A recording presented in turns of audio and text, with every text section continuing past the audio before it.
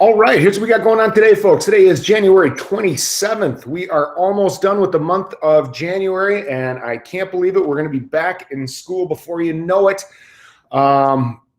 Really excited to get back in there. But anyway, we're going to review the terms today for using Quizlet Live. Then I've got a quick presentation on the war in Europe so that you guys can just kind of have an understanding of how that thing kind of got going. Obviously, we don't spend a whole heck of a lot of time talking about World War II in terms of what other countries are doing, because that's kind of a world history thing. But we will kind of talk about just the start of this war, because I think it's a good refresher for you guys to just understand what's going on there. Then I am going to go through Crash Course World War II, the home front with you. I'll kind of give you the option there. If you would prefer to work on it yourself, you can do that as well, but that will be going into the grade book, so it would be a good idea for you to get that done. And those of you that would rather have me kind of walk you through it, I can do that too, okay? Just a couple things to review here, as I understand that not all of you, I didn't have all of you in U.S. History A, and I like to talk in terms of the political spectrum as we are doing this stuff. So I want to make sure that you guys all have an understanding of the political spectrum, because it's important for you guys to know what these other political structures are in this time. You know, when we were, you know, kind of in the 1930s, 1940s here with the start of World War II, and, you know, what are the different political systems that are going on in the world? Now, those of you that haven't had me before, let me apologize. This is a linear spectrum. It's pretty simplistic. This is like level 100 stuff when it comes to politics. So if you're like a poli-sci person and you're going to go to college and be a poli-sci major, this is like boring stuff to you, okay? But for the most part, hopefully you have heard the words radical, liberal, moderate, conservative, reactionary before. Hopefully you have an idea of how that applies to politics, okay? Now, when we're looking at the 1940s and we're going to place some of the government structures that are going on in you know, the political systems and the economic systems that are going on in the world, you know, we would obviously place what's going on with the Bolshevik Revolution in Russia and the Soviet Union as a radical form of government. That's a radical form of government. So it's really weird in that the Soviet Union and the United States are going to be in an alliance because they're on opposite ends of the political spectrum. Capitalism does not blend well with communism. Communism is the notion that everybody is equal. There are no private possessions. Everything is public, okay? You know, and we could have a huge discussion about what communism looked like specifically in the Soviet Union, but that's basically it. You want to have the understanding that people are making the same amount of money.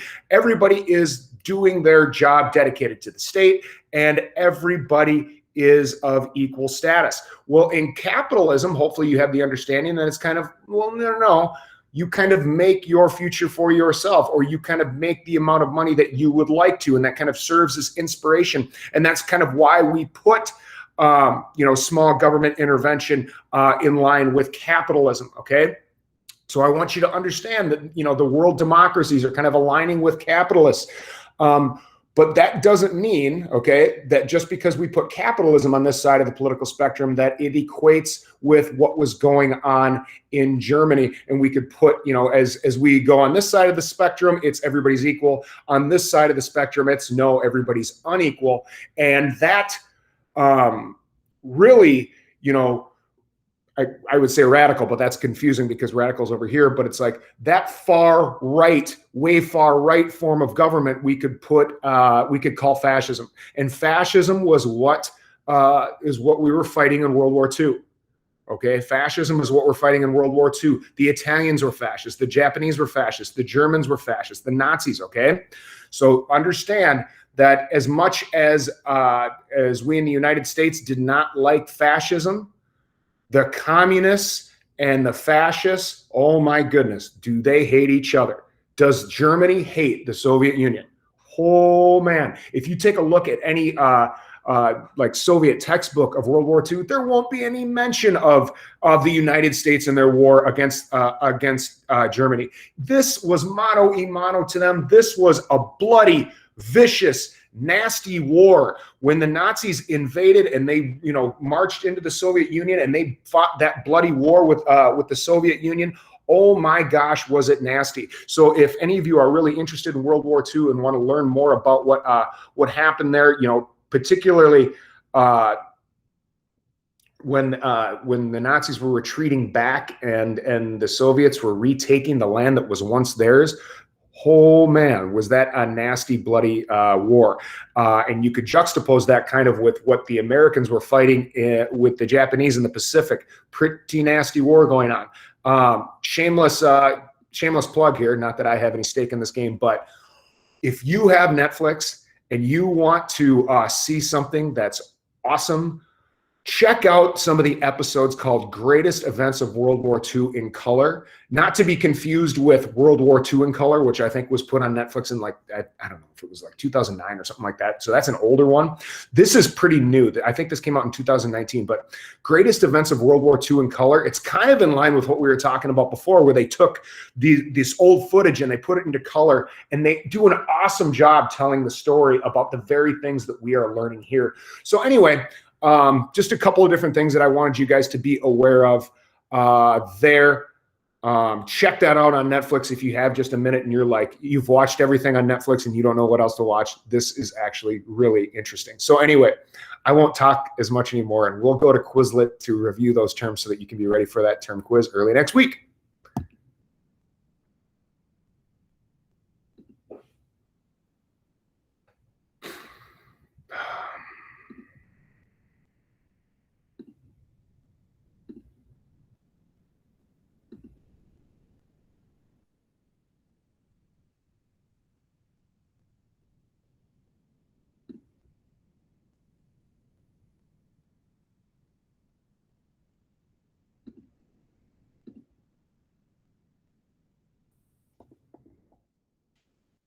There's your code.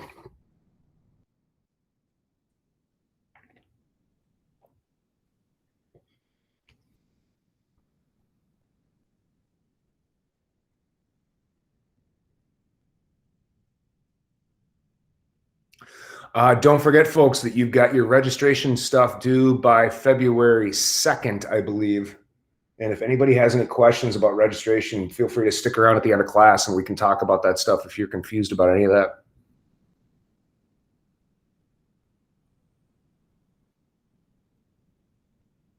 Or about some of those electives that you get to take junior and senior year.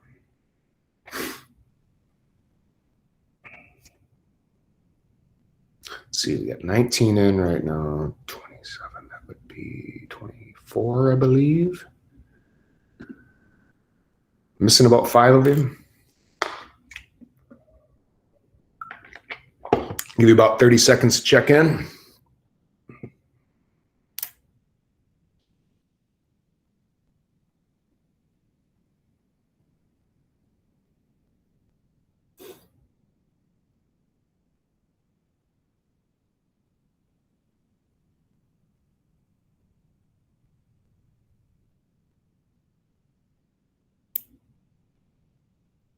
All right, here we go. Round 1, and they're racing.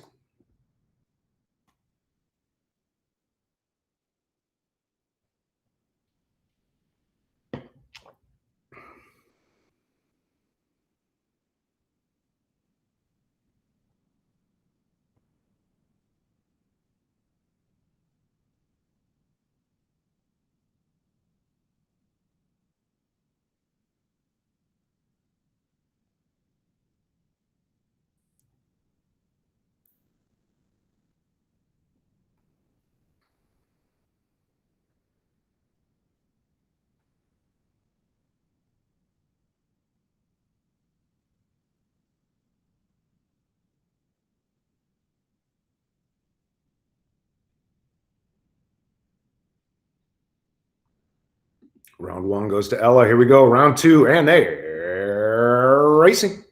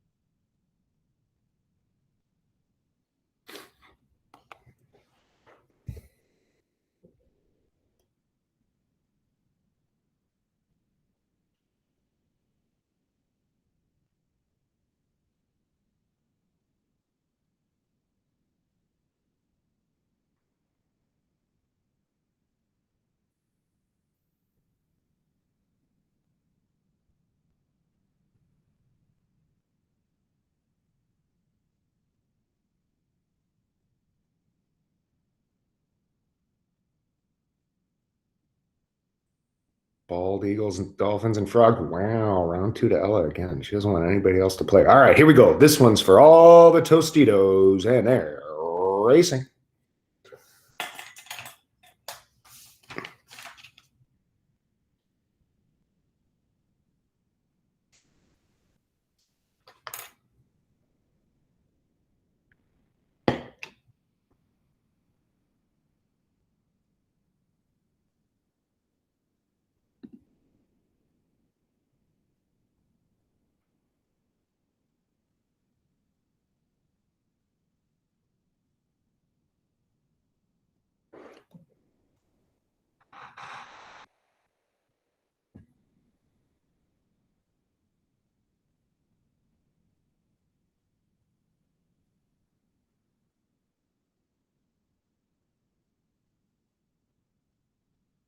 Wow. All right. Nice job. Okay. Next thing we are going to do here, I apologize if this is going to be real dorky, but I just like showing this. That's my daughter, by the way.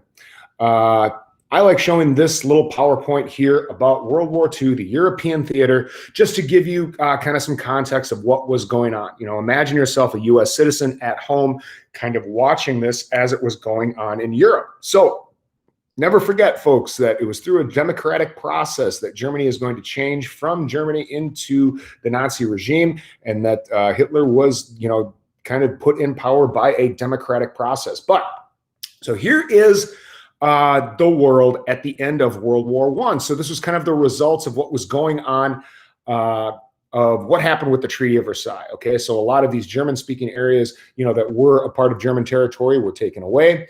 The German army was reduced to 100,000, and that was, you know, a lot of the blame for what happened in World War I was placed upon them.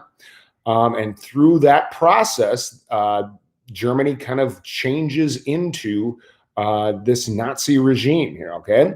So I really like this because it kind of shows them march back into the Rhineland there. And I apologize for the dorky sound effects here, but right after that, the Germans go ahead and march their troops into Austria. Not a shot fired. The Austrians welcome them with open arms. Okay, and then in a controversial move, Hitler decides he's going to march his troops into the Sudetenland. Okay, now it's at this point in which they have this big conference called Munich, and at Munich, the leader of England was a guy by the name of Neville Chamberlain at the time, and he tried to reason with Hitler. He tried to go, okay, you've taken back some of the stuff that probably was unfair for us to take away from you, but now that you've done this stuff, that's it, no more. You can't do that anymore. And what they did was they did something called appeasement. And appeasement was just kind of being like, hopefully at some point in your life, you've read the book, If You Give a Mouse a Cookie. And that's essentially what it was, okay? They said that, you know, we've given him everything he wants. He's not going to take any more. Well, immediately after that, they invade Czechoslovakia. And the rest of the world is kind of watching in awe as this is happening because, you know, imagine yourself a U.S. citizen and you're watching on newsreels that these, you know, these fascist armies are marching all over Europe. And you're seeing different parts fall, including Italy, in just we saw there. So the next part here that you just watched, okay, was the only thing that the Soviets and the Nazis could get along with. The only thing they could agree upon was their hatred of Poland. And they signed something called the Non-Aggression Pact. And what that means is that the Soviets were going to invade the eastern half and the Nazis were going to invade the western half in what was called the Non-Aggression Pact. Okay? So I don't know why my color is all messed up here, but you're going to continue to see this territory kind of ever expand here. France tries to defend the closest geographic place to Germany, and they dug in and dug what was called the Maginot Line. It was highly ineffective. France was able to keep out Germany for 4 years in World War I, and they can't keep them out in 4 weeks in World War II. Now, a lot of people always make France kind of the butt of the joke when it comes to World War II, like, you know, that France is terrible at war, France wasn't very good. Their army was perfectly capable. But it was just German tactics in that time period, or what you're going to read about with Blitzkrieg, that really kind of overwhelmed them. Okay, it's from here that the Nazis invade Norway, Denmark. They march into Belgium.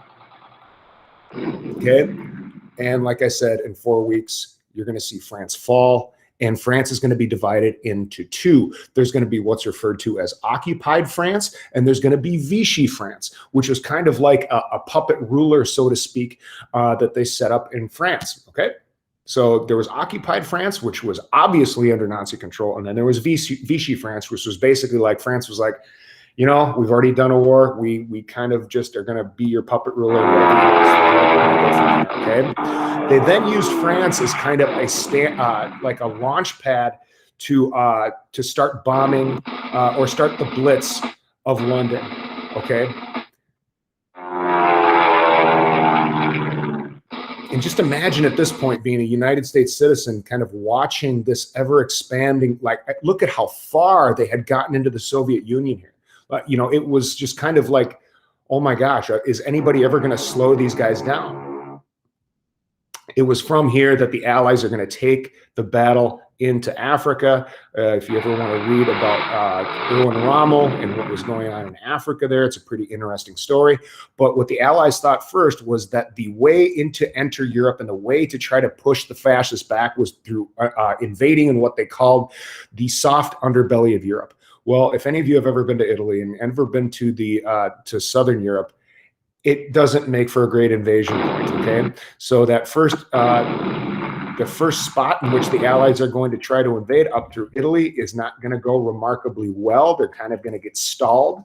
Okay, it's from this point that the Nazis are kind of starting their retreat in Russia. They should have read a little bit about Napoleon and how invading Russia in the winter probably isn't a great idea. Okay, this is where you're probably going to read a little bit about the bombing of Germany, so to speak. All right. Sorry for the sound effects. I know it's dark.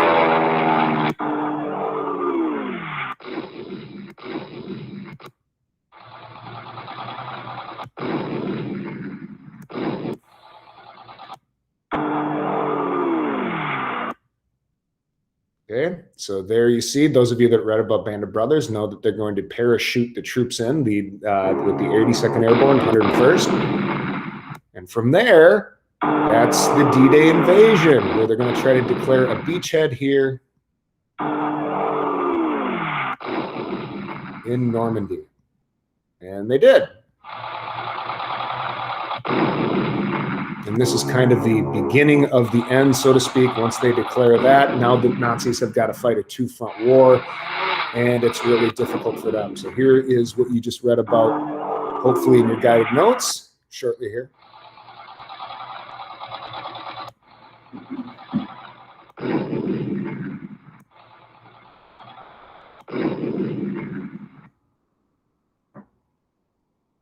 This was the Battle of the Bulge, in which they tried to create that last-ditch effort. It didn't work out so well, but largest land battle that the United States has ever engaged in with 600,000 troops.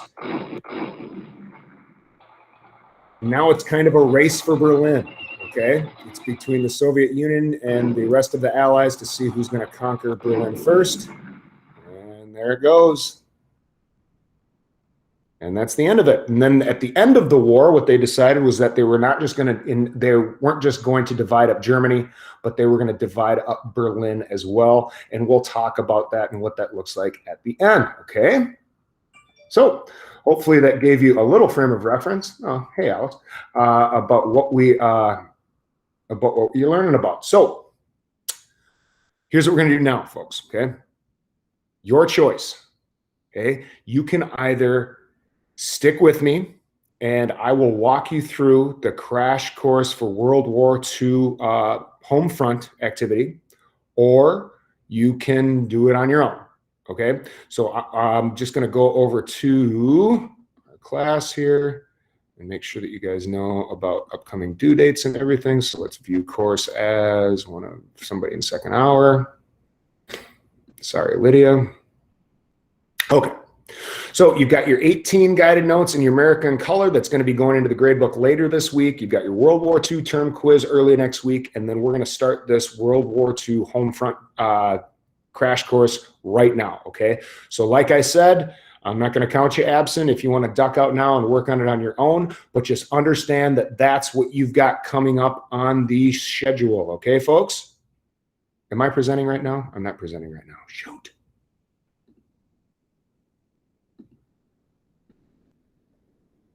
Let me try that again. So you can see right over here, you've got your Chapter 18 guided notes. You've got your American color drop box that's due later this week. You've got your World War II term quiz early next week. And then that home front drop box is next week, but we're going to work on that right now. I'll complete it with you if you want to stick around. Okay. Are we good? Feel as though some of you are watching the third hour of the Today Show. Is that what you're doing? Okay. All right, here we go. So here is the video that you need. This link is under Schoology, so feel free to open that bad boy up right now. Okay. First thing we're looking for here in World War II Part 2, the home front, Crash Course U.S. History, is what always happens when a country goes to war and lists 3 federal agencies and their general effect. Here we go. Hi, I'm John Green. This is Crash Course U.S. History, and today we're going to discuss how World War II played out at home and also the meaning of the war. Mr. Green, so this is going to be like one of the boring philosophical ones then? Oh, me from the past. I remember when you were idealistic. I remember a time when all you cared about was the deep inner meaning of mostly girls. But you've changed, me from the past, and not in a good way.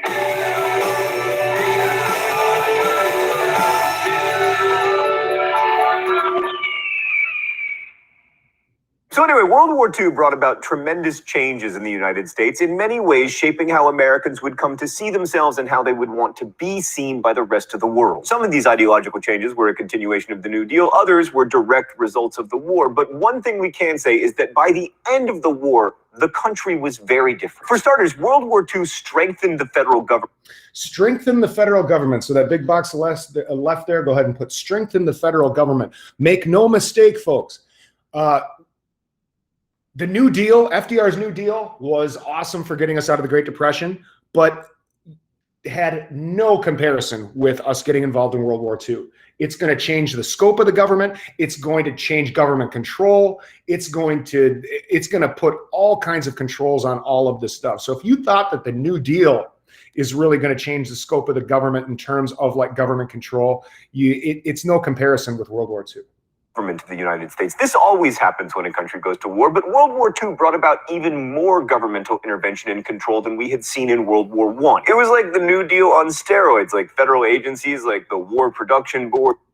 The War Production Board. We could go ahead and write that one down for one of those middle 3. The War Production Board. The War Manpower Commission. So we've got the War Production Board, the War Manpower Commission, and the last one we can write down.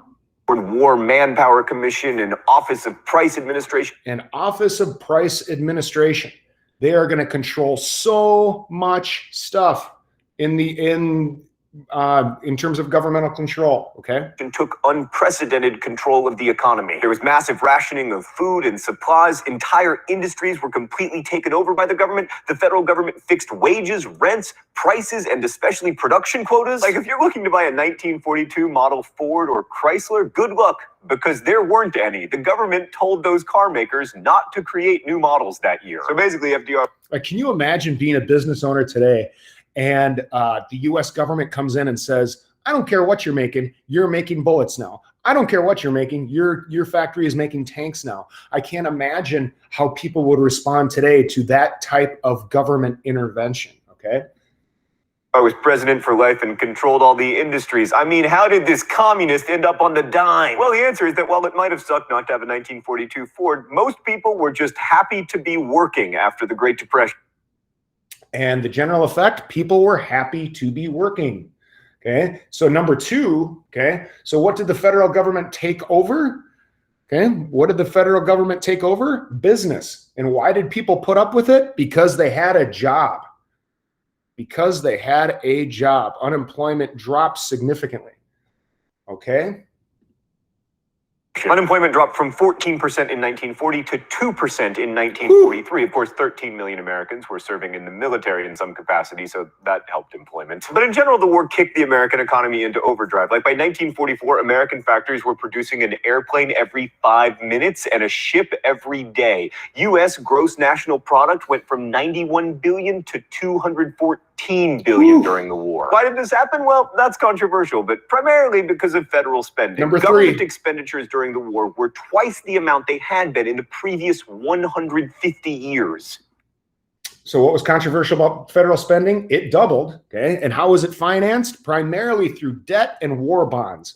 Okay, debt and war bonds combined. Although a lot of this was financed with debt, much of the war was paid for with taxes. Like the federal government began the practice of withholding taxes from paychecks, for instance, a practice I first became familiar with when working at Steak and Shake, discovering that instead of being paid, I don't know, like $100 a week, I was being paid negative $30 a week because I had to declare my tips because my dad made me. Before World War II, only 4 million Americans even paid federal income taxes, but after the war, 40 million did. Also, big business got even bigger during the war because of government contracts. Cost-plus contracts guaranteed that companies would make a profit, and the lion's share of contracts went to the biggest businesses. So by the war's end, the 200 biggest American corporations controlled half of all of America's corporate assets. And all this government spending also spurred development, like defense spending basically created the West Coast as an industrial center. Seattle became a shipping and aircraft manufacturing hub, and California got 10% of all federal spending. And Los Angeles became the second largest manufacturing center in the country, meaning that it was not, in fact, built by Hollywood. It was built by World War II. All of this was pretty bad for the Okay, so all of those places that he mentioned, San Francisco, Los Angeles, Seattle, since there was a war to be fought in the Pacific too, they moved a lot of those industries out there and they started cranking out ships and planes and all kinds of stuff. And it really revitalized those areas as like industrial hubs. Okay, and then they're going to say, why didn't the South benefit? South, by the way, because most of this industrialization happened in cities, and the South only had 2 cities with more than 500,000. And the South doesn't have cities, okay? The South didn't have cities. So any questions about the first page? Don't be afraid to ask. Okay, we're on to page 2. How did World War II impact labor, and what was the federal government's role? Okay. People. And organized labor continued to grow as well, with union membership soaring from around 9 million in 1940 to almost 15 million in 1945. Besides union-friendly New Deal policies, the government forced employers to recognize unions in order to prevent labor strife and keep the factories humming so that war production would not decrease. And okay, so there's a number of answers that you could put for number 5, but essentially what it was is that the U.S. Unions were recognized now. Okay, prior to this time period, especially in the Great Depression, everybody was deathly afraid of unions because they thought it was communism infiltrating the United States. Okay, so unions became worker friendly. Okay, and then what was the federal government's role? Okay, was making them do that. Okay, the federal government stepped in and said, you are going to have to let unions happen. Okay. And from a human history standpoint, one of the biggest changes is that many of the workers in those factories were women. You've probably seen this picture. Number 6, women became workers, and it was culturally acceptable for them to do that because they had this role that needed to be filled. Picture of Rosie the Riveter, and while there wasn't actually a riveter named Rosie, or maybe there was, but she's an amalgam. But by 1944, women made up 1/3 of the civilian labor force, in addition to the 350,000 who were serving in the military. And the type of women who were working changed as well. Married women in their 30s outnumbered single women in the workforce. But the government and employers both saw this phenomenon as temporary. So when the war was over, most women workers, especially those in high-paying industrial jobs, were let go. This was especially hard on working-class women who needed to work to survive and had to return to lower-paid work as domestics or in food services or, God forbid, as teachers. Oh, it's time for the mystery document? What an interesting, weird position for women to be in that time period. They're told that the patriotic duty for them in that time during the war was to go out and get a job and contribute to the economy and contribute to industry, contribute to the war effort. But then at the end of the war, they're told, and now your womanly duty is to go back into the home and open up that job for a man that's coming back and needs a job. The rules here are simple. We use primary sources for learning, as this is a serious show about history, and then if I guess the author wrong, I get shocked. Okay, what do we got today? Let's take a look. Certainly, there is no time for any of us to stop thinking about the social and economic problems which are the root cause of the social revolution, which is today a supreme factor in the world. For there is nothing mysterious about the foundations of a healthy and strong democracy. The basic things expected by our people in their political and economic systems are simple. They are equality of opportunity for youth and for others, jobs for those who can work, security for those who need it, the ending of special privilege for the few, the preservation of civil liberties for all. I mean, that's some pretty hardcore New Deal stuff right there. And the biggest New Dealer of all was FDR. But I remember last and it was actually Eleanor Roosevelt. So you wouldn't do Eleanor Roosevelt twice. Or would you? No, it sounds more like a speech. FDR.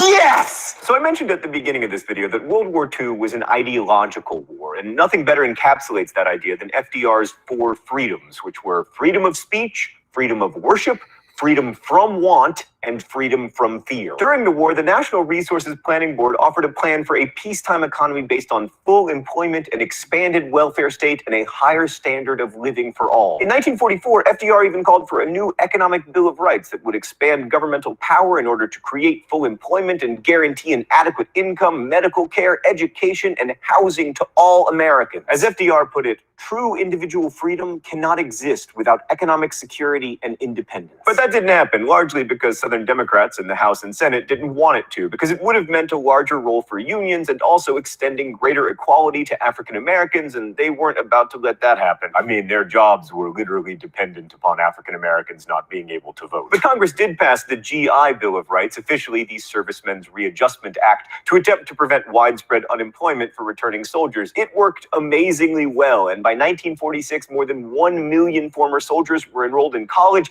and almost 4 million got assistance with mortgages, spurring a post-war housing boom. And it's kind of a personal thing here, but the GI Bill was a big deal for my family. My family, when my dad went to Vietnam, came back, there was no earthly reason he was ever going to go to college. But since his college was paid for at the end of that, he ended up going to college, and it was a big deal for him and his family.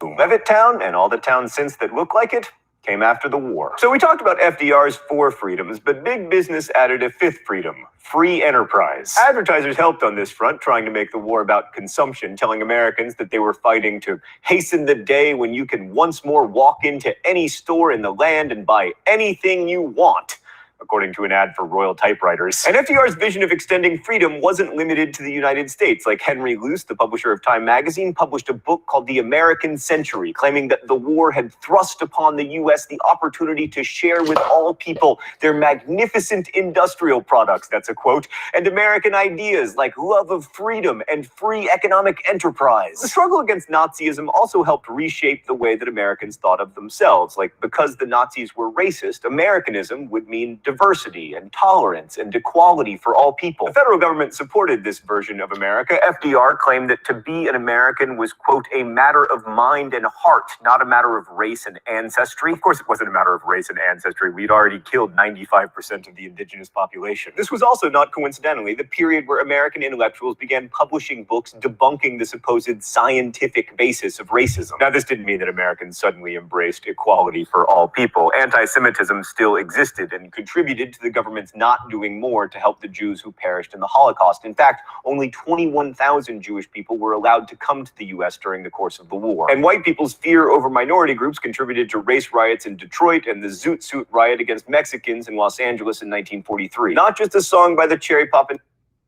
Zoot Suit riots. Hopefully you've heard of that before, but that had a lot to do with just want to make sure I was still presenting here. But anyway, Zoot Suit Riots, first part of number 7. Okay, and we'll also look for That is the also second a tragic part. moment in American history. The war years saw a dramatic increase in immigration from Mexico under the You'll learn about the Bracero program. Which lasted until 1964, and about 500,000 Mexican American men and women served in the armed forces.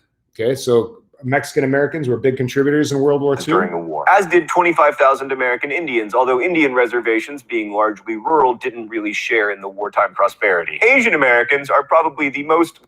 25,000 Native Americans contributed in the war, particularly if you've heard of the Navajo code talkers during the war. Kind of a big deal. Glaring example of the failure to be adequately pluralistic. Although things did improve for Chinese Americans because America couldn't keep restricting the immigration of its ally in the war, Japanese Americans suffered horrible racism and one of the worst. Number 8, Japanese Americans. Not a good time to be a Japanese American during World War II. They suffered a lot of racism, and a lot of them were relocated. Violations of civil liberties in America's history. Executive Order 9066 in February 1942 expelled all persons of Japanese descent from the West Coast. 70% of Japanese Americans lived in California, and as a result of this order, more than 110,000 people, almost 2/3 of whom were American citizens, were sent to internment camps, where they lived in makeshift barracks under the eyes and searchlights of guards. A man named Fred Korematsu appealed his conviction for failing to show up for internment all the way to the Supreme Court, where he lost in yet another horrendous Supreme Court decision. Okay, let's. And that's the second part to number 8, is that they tried to sue for their freedom, essentially, to not be relocated and lost. Go to the thought bubble. The group that experienced the greatest change during World War II was probably African Americans. Okay, so number 9, what changes as a group did African Americans experience during World War II? Okay, they still served in segregated regiments. Okay, still served in segregated regiments in the armed forces, but more than 1 million of them answered the call to fight. And just but more than 1 million, okay, are going to answer this is the call to important. fight. Continuing the Great Migration that had begun in the 1920s, 700,000 African Americans left the South, moving to northern and especially western cities where they could find jobs, even though these mass migrations often led to tensions between blacks and whites, and sometimes these tensions exploded into violence. Any questions about anything on page 2? Anything you missed on page 2?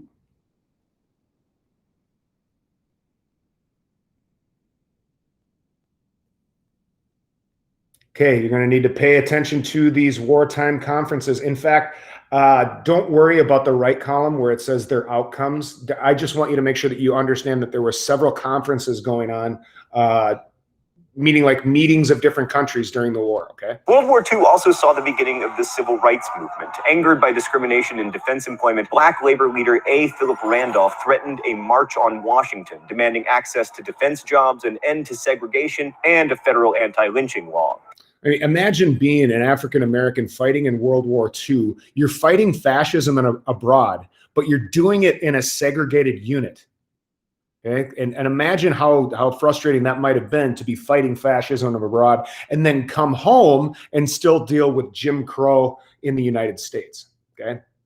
He didn't get all those things, but he did get Executive Order 8802, which banned discrimination in defense hiring and created the Fair Employment Practices Commission. The FEPC couldn't enforce anti-discrimination, but as a compliance agency, it helped African American workers obtain jobs in arms factories and shipyards. By 1944, more than 1 million black people were working in manufacturing, and 300,000 of them were women. The rhetoric of fighting a war for freedom against a racist dictatorship wasn't lost on African Americans, and many saw themselves as engaged in the Double V campaign, victory over the Axis powers abroad and over racism in the United States. The war saw ending segregation and black equality become cornerstones of American liberalism, along with full employment and the expansion of civil liberties. Eventually, even the Army and Navy began to integrate, although the full end to discrimination in the military would have to wait until well after the war. Thanks, Thought Bubble. So if America was isolationist before the war, and I've argued that it actually wasn't really, after the war, it certainly wasn't. FDR took a very active role in planning for a more peaceful and prosperous post-war world, and conferences at Tehran, Yalta, Potsdam. There's 3 of them right there. List 4 wartime conferences. There was one in Tehran, one in Yalta, and one in Potsdam. Potsdam clarified war aims and established the idea that Germany would be divided and Nazis tried for war crimes. These conferences also laid the foundation for the Cold War in allowing Soviet influence in Eastern Europe, especially Poland, so that wasn't such a good thing. But the 1944 conference Bretton Woods in Bretton Woods is the last one. Bretton Woods. Bretton Woods. And don't worry about the outcomes, okay? Essentially what they were doing at all those conferences was deciding what was going to happen at the end of the war, okay? Beautiful, freedom-loving New Hampshire established America's economic dominance as the dollar, which again would be backed by gold, replaced the pound as the main currency in international transactions. It also created the World Bank to help rebuild Europe and also to help developing countries, and the IMF to stabilize currencies. How well that's worked is debatable, but this isn't. The United States became the financial leader of a global capitalist order. The United States also took a leading role in establishing the United Nations at the Dumbarton Oaks Conference in 1944. Why do we not have a UN commission on improving the names of historical events? The goal of the UN was to ensure peace, and the ensure peace, first part of 11. They want to maintain world peace. Okay, and then what's the US's role? The United States' position as one of the 5 permanent members. Is one of the 5 permanent members. Okay, so all of these winners of World War II ended up being one of the permanent members of the UN. Okay. If we had more class time, we could talk about the differences between the League of Nations and the United Nations and how this was different. But anyway. Members of the Security Council signaled that it intended to take an active and leading role in international affairs. And we had to, because by the end of the war, only the United States and the USSR were powerful enough to have any influence. So World War II ended the Depression and transformed America's economy. Number 12.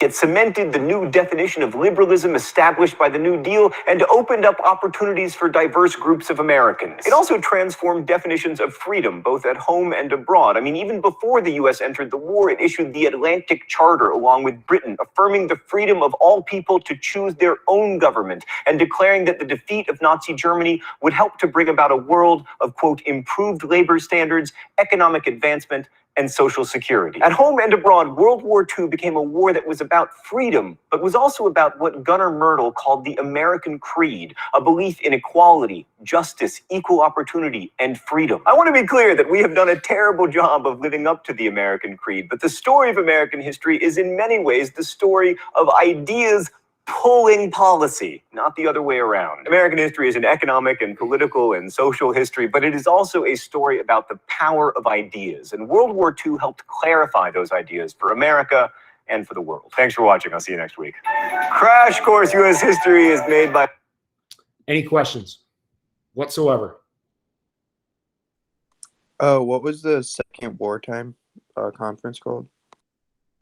There was Tehran, there was Yalta, there was Potsdam.